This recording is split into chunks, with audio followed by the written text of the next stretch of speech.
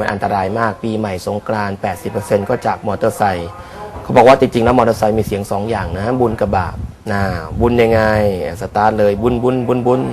สตาร์ทติดกับสังฆทานปัจจัยดอกไม้ทุบเทียนพอจอดที่วัดปั๊บกุศลถ้ามอเตอร์ไซค์แบบนี้เนี่ยได้บุญเยอะไม่ว่าจะต่างจังหวัดหรือกรุงเทพก็ตาม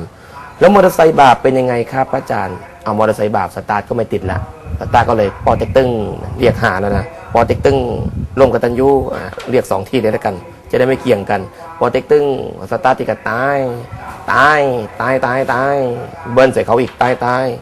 บางคนเจอรถ10 ล้อติดสัญญาณไฟแดงแทนที่จะกลัวเขาเบิ้ลใส่เขาอีกตาย10 ล้อมันใส่บิลูกกุญแจใส่เดี๋ยวตะมึงตายเดี๋ยวตะมึงตายเดี๋ยวตะมึงสุดท้ายไปกองใต้ท้องรถ10 ล้อเลยอันตรายมากฉะนั้นแล้วเนี่ยเราต้องรู้จักที่จะมีสตินะอาจจะเป็นเพราะว่าเราสติหลุดไปสติมาปัญญาเกิดสติเตลิดไปตามมันกลับมาประชดชีวิตบางคนพ่อซื้อรถเวสป้าให้ขับไปไหนก็ถามใคร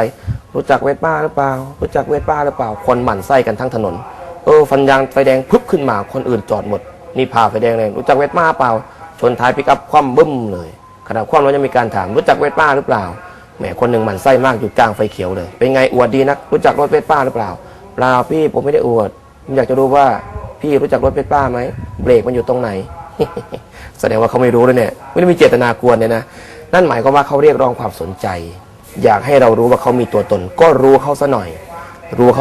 บางคนหนักกว่านั้นหลังจากซิ่งมอเตอร์ไซค์แล้วไปโยงกับยาเสพติดมันจะมาคู่กันไม่รู้ทำไมแว้นบอยสกอยเกิร์ลยาเสพติดมาทันทีเลยลูกเอ้ยยาอียาบ้ายาเสพติดทุกชนิดมันไม่เคยกระโดดเข้าปากเราเองนะบางคนรู้ว่ายาเสพติดไม่ดียังไปเสพมันแสดงว่าเราโง่ไหมหลายคนตอบเลยโง่ค่ะโง่มันอะไรโง่มันควายเราแน่ใจไหมว่าควายโง่เราเคยอ่านข่าวเจอไหมควายข้างยาบ้าใช้มีดจี้คอวัวเป็นตัวประกัน ไม่เคยมีนะควายมันรู้จักกินหญ้าทำให้ร่างกายไหมแข็งแรงตัวโตมากเลยขนาดกินแค่หญ้าแล้วเนี่ยมันไม่กระโดดเข้าปากเราเองหรอกผู้หญิงบางคนตอนเช้าเสพยาอีตอนเย็นเสพยาบ้ากลายเป็นยาอีบ้าไปเลยผู้ชายบางคนตอนเช้าเสพยาไอซ์ตอนเย็นเสพยาบ้ากลายเป็นยาไอซ์บ้าไปเลยอันตรายมากมายเกิดขึ้นเขาบอกเราต้องทำตัวเหมือนลิ้นงูอยู่ในปากงูแต่ไม่เคยได้รับอันตรายจากเขี้ยวงูแล้วก็พิษงูเลยเราเคยไม่เคยอ่านข่าวเจอนะงูเห่าเคี้ยวลิ้นตัวเองต้องฉีดเซรุ่มอันตรายจากเขี้ยวจากพิษไม่เคยเลยนั่นหมายความว่าเราอยู่ในสังคมไหน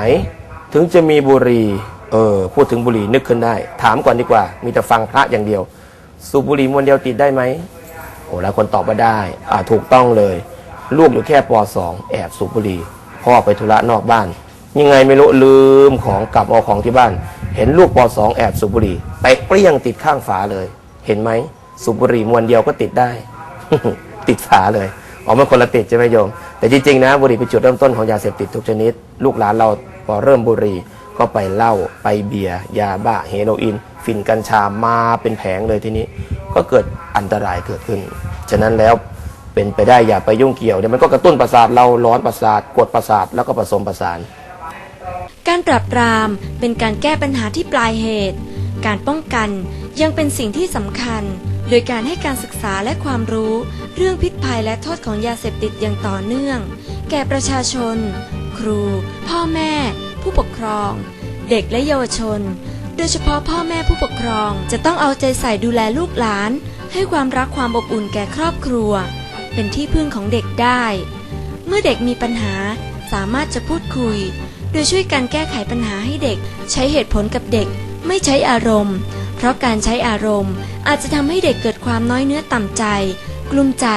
และเตลิดออกจากบ้านไปพึ่งยาเสพติดและเสียอนาคตได้ในที่สุดเยาวชนคืออนาคตของชาติอย่าให้ตกเป็นทาสของยาเสพติด